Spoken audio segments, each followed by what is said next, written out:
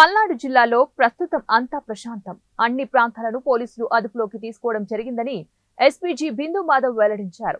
మాచర్ల పట్టణంలోని Macherla rural circle police కార్యాలయంలో ఏర్పాటు చేసిన మీడియా సమావేశంలో మాట్లాడుతూ పోలింగ్ రోజు మరియు ఆ తర్వాత రోజు జిల్లాలోని కొన్ని పోలీస్ స్టేషన్ల పరిధిలో కొన్ని అవాంఛనీయ సంఘటనలు చోటు చేసుకున్నాయన్నారు.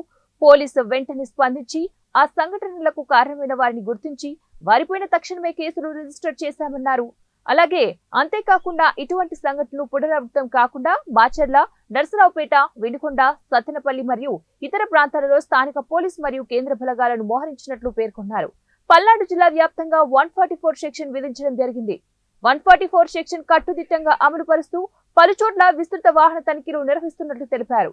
శాంతి భద్రతలకు సంబంధించి ఎక్కడ ఎటువంటి సమస్య ఉన్నంత వరకు కూడా కట్టుదిట్టమైన భద్రత ఏర్పాట్లు చేస్తామన్నారు. చట్ట వ్యతిరేకమైన కార్యకలాపాలకు పాల్పడితే ఏ ఒక్కరిని కూడా వదిలిపెట్టే ప్రసక్తే లేదన్నారు. వారిపైన తీవ్రమైన చర్యలు తీసుకుంటామన్నారు. ప్రజలందరూ కూడా సంయమనం పాటించి ఎటువంటి ఉద్రిక్తతకు పాల్పోకుండా ప్రశాంతమైన వాతావరణం నెలకొల్పేలాగా పోలీసు వారికి సహకరించాలని కోరారు.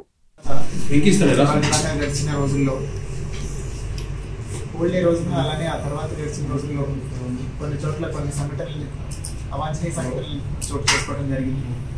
వీటన్నిటిలోనూ కేసెస్ రిజిస్టర్ చేశాం. అట్లనే ఇటువంటి సంఘటనలు పునరావృతం కాకుండా అన్ని చోట్ల తగు చర్యలు తీసుకోవడం జరిగింది. పూర్తిగా పటిష్టమైన బందోబస్తు ఏర్పాట్లు చేశాం. అన్ని చోట్లకి ఫోర్స్ వచ్చింది. పూర్తిగా జిల్లా వ్యాప్తంగా 144 సెక్షన్ విధించడం జరిగింది.